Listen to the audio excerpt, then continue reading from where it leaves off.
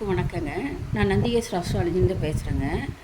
இப்போ வந்துங்க ஜாதகத்தில் வந்துங்க ஒரு சின்ன சின்ன சூட்சம விதிகள் கட்டம் போட்டு விளக்கி சொல்கிறாங்க. அது எல்லாத்துக்கும் ஜென்ரலான இது தாங்க. இப்போ லக்னத்திலிருந்து எந்த இடமா இருந்தாலும் சரிங்க, சூரியன் புதன் எங்கே இருந்தாலும் சரிங்க, பெரும்பாலும் கட்டத்தில் சூரியனும் புதனும் ஒன்றா தாங்க இருக்கும். சுக்கிரன் அடுத்த கட்டத்தில் இருப்பார். ஒரு கட்டத்திலேயே மூணுமே இருக்குங்க. ஒரு கட்டத்திலேயே சூரியன் புதன் சுக்கிரன் ஒரே இடத்துல தாங்க இருப்பார். ஒரு இடத்துல இல்லைனாலும் சூரியனும் புதனும் மாறி இருக்கலாம். சுக்கிரன் ஒரு கட்டம் தாண்டி இருக்கலாம். இப்போ இங்கே சூரியன் இங்கே இருக்கிறாருன்னு வச்சுக்கோங்க. இப்போ சூரியன் இங்கே இருக்கிறாரு, சுக்கிரன் இங்கே இருக்கலாங்க, இல்லைன்னா இங்கே இருக்கலாம். இதுக்கு இங்கே போகாதுங்க. அப்போ அந்த ஜாதகம் கணிச்சு தப்புன்னு அர்த்தங்க. சூரியன் இங்கே இருந்தால் புதன் இங்கே இருக்கலாம், இங்கே போகாது. புதன் அடுத்தடுத்த இங்கே இருக்கும், இங்கே இருக்கும், இங்கே இருக்கும். புதன் இங்கே இருக்குங்க, சூரியனோடு இருப்பார், பக்கத்து கட்டத்தில் இருக்கும், இல்லைன்னா இந்த பக்கம் இருப்பார். இதுதான் புதனுடைய இதுங்க. ஆனால் சுக்கிரன் மூணுமே ஒன்றா இருக்குங்க. சூரியன் புதன் சுக்கிரன் மூணுமே ஒன்றா இருப்பாங்க. இல்லைன்னா இப்படி இருப்பாங்க, இல்லைன்னா சுக்கிரன் இந்த கட்டத்துக்கு மட்டும் வரலாம், இந்த கட்டத்துக்கு போகலாம். ஆனால் அதுக்கு மேலே 2 கட்டம் தாண்டி போகாது. போயிட்டால் தப்பு. இங்கே இதுக்கு மேலே இந்த 3வது கட்டம் 1 2 3 4வது கட்டத்தில் சுக்கிரன் தான் இந்த ஜாதகம் கடிச்சு தப்புங்க. இது சூட்சம விதிங்க. இது ஒன்று தெரிஞ்சுக்குங்க. சரி, செவ்வாய் நீச்சமாக கடக வீட்டில் இருந்துன்னு வச்சுக்கோங்க. பாருங்கள், இங்கே எழுதியிருக்கேன். சூரியன் புதன் தனித்தனி கட்டங்களில் இருந்தால் படித்தது ஒன்றா இருப்பார் ஜாதகம். வேலை கிடைத்தது ஒரு கல்விக்காக இருக்கும். படித்த வேலைக்கு போக முடியாது. படித்த கல்விக்கு உண்டான வேலை கிடைக்காதுங்க. படித்த கல்விக்கு உண்டான வேலை கிடைப்பது ரொம்ப ரொம்ப சிரமங்க. சூரியன் கடக வீட்டில் தாங்க செவ்வாய் நீச்சமாக இருக்கும். செவ்வாய் கடக வீட்டில் தாங்க நீச்சம். கடக வீட்டில் செவ்வாய் இருக்கிறவங்களுக்கெல்லாம் என்னாகும், கடக வீட்டில் செவ்வாய் இருந்ததுன்னா மூத்த சகோதரன் இல்லைங்க, கடக வீட்டில் செவ்வாய் இருந்ததுன்னா இரத்த சம்பந்தமான நோய் வருங்க. கடக வீட்டில் செவ்வாய் அமர்ந்திருந்தால் இரத்த சம்பந்தமான நோய்கள், இரத்த சோகை, இரத்த கிருமிகள்னால் பாதித்து அவங்களுக்கு நோய் இருக்குங்க. சரிங்க, செவ்வாய் ஆட்சி பெற்றிருந்தா, எங்கெங்க செவ்வாய் ஆட்சி பெற்றிருக்கோம் பாருங்கள். செவ்வாய் இங்கே ஆட்சி வச்சாங்க, இங்கே செவ்வாய் ஆட்சி. இந்த 2 வீட்லேயும் செவ்வாய் இருந்ததுன்னா என்னங்க, மூத்த சகோதரன் இருக்க மாட்டார். இருந்தாலும் பிரயோஜனம் இல்லைங்க. மூத்த சகோதரன் பெரும்பாலும் இருக்க மாட்டாருங்க.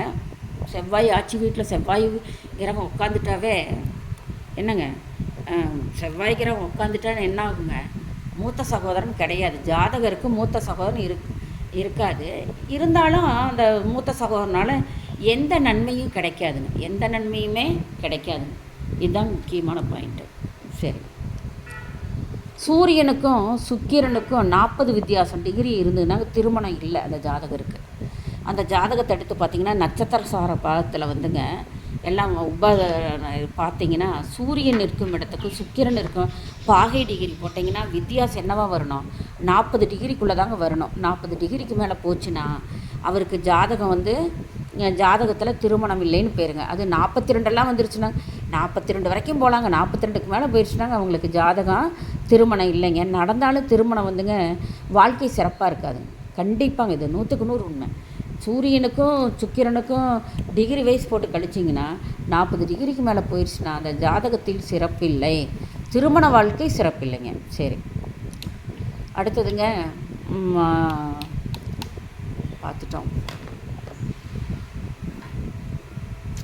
கேது எந்த பாவத்து, இதுக்கு தாங்க நான் கேது வீட்டை பாருங்கள் எழுதிக்குங்க, கிரகங்களுடைய பாவக வீட்டை எழுதிக்கிங்கன்னுலாம் சொன்னனுங்களா.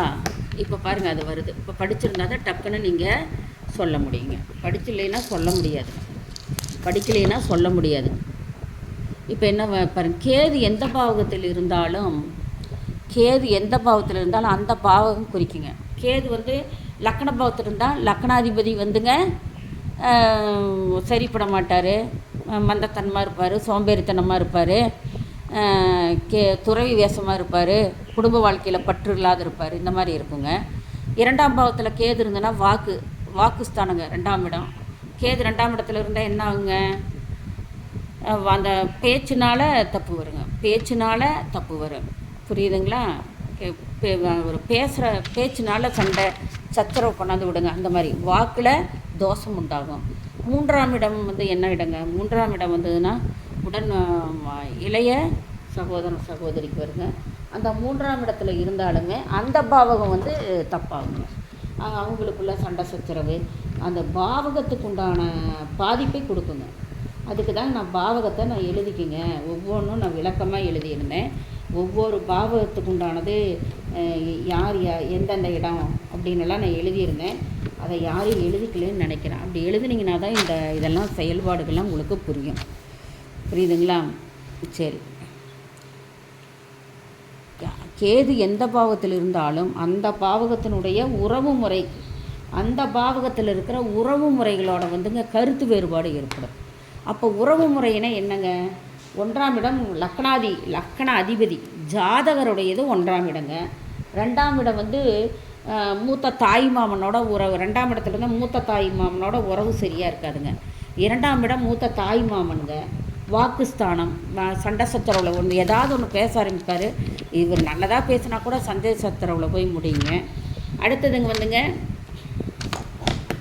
வந்துங்க 3ஆம் இடம் வந்து இளைய சகோதரன், இளைய சகோதரி, மாமனாரிடமெல்லாம் 3ஆம் இடம் வருங்க. இந்த உறவு முறை வரும். 3ஆம் இடத்துல கேது இருந்துட்டு இவர் வீட்டெலாம் சண்டை போட்டுக்குவார். 4ஆம் இடத்துல கேது இருந்தால் தாயாரோட அந்நியுன்னியமாக இருக்க மாட்டார். இந்த மாதிரி வருங்க.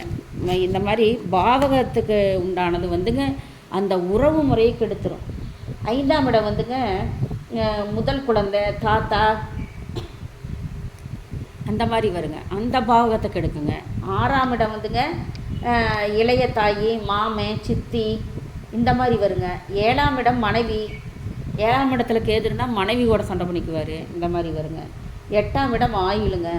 மாமியார் ஸ்தானம், குடும்பத்தார் அனைத்து வரும். 9ஆம் இடம் தந்தையாருங்க. தந்தையார் கூட வந்து சுமூகமாக இருக்க மாட்டார். 10ஆம் இடம் தொழிலை பாதிக்கும். 11ஆம் இடம் லாபத்தை பாதிக்கும். 12ஆம் இடம் வந்துங்க அப்பாவின் அம்மா, அம்மாவுடைய அப்பா, இந்த அயன சயன படுக்கை சுகம் இதெல்லாம் வரும். இதெல்லாம் பாதிக்கும்.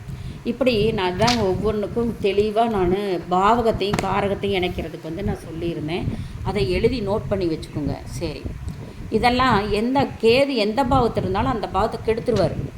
அடுத்தது 7இல் கேது. 7இல் கேது இருந்தாலும் சரி, கேது தசா, கேது புத்தி இருந்தாலும் சீவசமாதி வழிபாடு ரொம்ப சிறப்புங்க. சீவசமாதி வழிபாடு ரொம்ப ரொம்ப ரொம்ப சிறப்புங்க. புத்தி காலத்துங்களை செய்யலாம். பௌர்ணமி வியாழன் வந்து குரு நாள், அந்த வழிபாடு செஞ்சால் ரொம்ப சிறப்புங்க. ராகு தசா ராகு புத்தி காலத்தில் சித்தர் வழிபாடு நலத்தை கொடுக்கும். ராகு தசா ராகு புத்தி காலத்தில் சித்தர் வழிபாடுங்க ரொம்ப சுகம். சரிங்க. இப்போ வந்துங்க 2 இடங்க துலாபாரம் தத்து கொடுத்து தத்து வாங்கணும். ஒன்று வந்து இடைக்கட தத்து கொடுத்து தத்து வாங்கினா கல்யாணம் ஆகாது இருக்கணும். ஆண் பெண்ணு வந்து 2 பேரும் திருமணம் ஆகாமல் தோஷங்கள் இருந்ததுன்னா தத்து கொடுத்து தத்து வாங்கணும், துலாபாரம் கொடுக்கணும். கல்யாணம் ஆகிட்டால் தத்து கொடுத்து தத்து வாங்கக்கூடாது, துலாபாரம் மட்டும் இடைக்கட கொடுத்துட்டு வரணும். இது எந்தெந்த இடத்துல இருக்குன்னா மதுரை மாவட்டம் சோழவந்தான் வழிங்க, குருவித்துறைங்கிற இடத்துலைங்க. அங்கே பூஜை பண்ணுறவர் ஸ்ரீ பாலாஜி சீனிவாசன் சிவாச்சாரியார் பட்டாச்சாரியாராக இருக்கிறாரு. அவர் செல் நம்பர் குறிச்சிருக்கேன். இது வைகை ஆத்தோரத்தில் இருக்குதுங்க. இந்த கோவில் பழைய காலத்து பழமை வாய்ந்த சிறப்பு புகழ் பெற்ற கோவிலுங்க. இந்த திருத்தலத்துக்கு வந்துங்க இடைக்கடை துலாபாரத்துக்கு என்னென்ன கொடுக்கலாம்? வாழைக்காய், பச்சரிசி, குண்டு வெல்லம், சர்க்கரை, பருப்பு சர்க்கரையில் ஒவ்வொரு கிலோ கூட போதுங்க. குண்டு வெல்லம் கூட கொஞ்சம் வாங்கிக்கலாம். ஆனால் வாழைக்காயும் பச்சரிசியும் கொஞ்சம் கொண்டே கொடுக்கணுங்க. இது இடைக்கடை துலாபாரம் வச்சுக்கணும். இங்கே இருக்கிற சித்தரசு வல்லப பெருமான் இங்கே நிலைநாட்டி இருக்கிறார் மூலவராக. மற்றொரு இடம் வந்துங்க துலாபாரம் தான் திருச்செந்தூர் முருகப்பெருமான் கோயில். 2மே தாங்க. குருவித்துறையில் நிறையா பேர் கொடுக்குறாங்க. அது பழமை கால வைகை ஆத்தோரம் இருக்குதுங்க. அது சரிங்க. இது யார் கொடுக்கலாம்? துலாபாரம் சூரியனும் செவ்வாயும் இரு கதிர் தோன்றி எவ்விடத்தில் இருந்தாலும் ஆணுக்கு இருந்தால் ஆண் விதவா, பெண்ணுக்கு இருந்தால் பெண் விதவா, இவங்க கண்டிப்பாக கொடுத்தே ஆகணுங்க. 8ஆம் இடத்துல செவ்வாய் சனி இருந்தாலும் ஆயுளுக்கு பங்கம் வரும். செவ்வாயும் சனி சேர்க்கை வந்து எந்த இடத்துல இருந்தாலும் ஆயுள் பங்கம் வருங்க. 7ஆம் இடத்துல செவ்வாய் சனி சேர்க்கை, 5ஆம் இடத்துல செவ்வாய் சேர்க்கை தனி. எவ்விடத்துலையுமேங்க சூரியன் செவ்வாய் இருக்கணும். செவ்வாய் சனி வந்துங்க லக்னத்தில் இருக்கக்கூடாது, 7ஆம் இடத்துல இருக்கக்கூடாது, 5ஆம் இடத்துல இருக்கக்கூடாது, 12ஆம் இடத்துல இருக்கக்கூடாது. இவங்கெல்லாம் துலாபாரம் தரணும். இடைக்கடை தத்துக்கு கொடுத்து தத்து வாங்கணுங்க கல்யாணம் ஆகலைன்னா. சரிங்க. சூரியன் செவ்வாய், கேது செவ்வாய், சனி செவ்வாய், 2 கிரகங்கள் எவ்விடத்தில் நின்றாலும் துலாபாரம் தரணுங்க. சூரியன் செவ்வாய் இருகதிர் தோன்றி எவ்விடத்தில் இருந்தாலும் விதவா தோஷத்தை பெறுவாங்க. கேது செவ்வாயும் இருக்கக்கூடாதுங்க. சனி செவ்வாயும் இருக்கக்கூடாது. சனி செவ்வாய் இருந்தாலும் திருமணம் ஆகாவிட்டால் தத்து கொடுத்து தத்து வாங்கிக்கணுங்க. தத்து கொடுத்து தத்து வாங்கணும். இல்லைன்னா எடைக்கெடை துலாபாரம் கொடுக்கணும். தத்து கொடுத்து தத்து வாங்கணும். நோட் பண்ணி வச்சுக்கோங்க. இதெல்லாம் முக்கியமான டிப்ஸுங்க. முக்கியமான டிப்ஸு. சூரியன் வந்துங்க ராகு கேது சாரம் வாங்கக்கூடாதுங்க. அதே மாதிரி சந்திரன் வந்துங்க நீச்சம் பெறக்கூடாது. பகை நீச்சம் ஆகக்கூடாதுங்க. சந்திர பகவான் ஒரு ஜாதகருக்கு சந்திரன் வந்துங்க ரொம்ப முக்கியமானது. அது நீச்சம் அல்லது பகை வீட்டில் உட்காரக்கூடாதுங்க. அதே மாதிரி சூரியன் ராகு கேது சாரம் வாங்கக்கூடாது. இந்த ஜாதகம்லாம் கொஞ்சம் கஷ்டங்க. இவங்கெல்லாம் வந்துங்க எடைக்கெடை துலாபாரம் கொடுக்கலாம். தத்து கொடுத்து தத்து வாங்கலாம். பெண்ணு கல்யாணம் ஆணு பெண்ணுக்கு ஆகிட்ட தத்து கொடுத்து தத்து வாங்கக்கூடாது. துலாபாரம் ஒன்று மட்டுமே கொடுக்கணும். இதுதாங்க முக்கியமான இதுங்க. நீங்கள் இதெல்லாம் நோட் பண்ணி வச்சுக்கோங்க.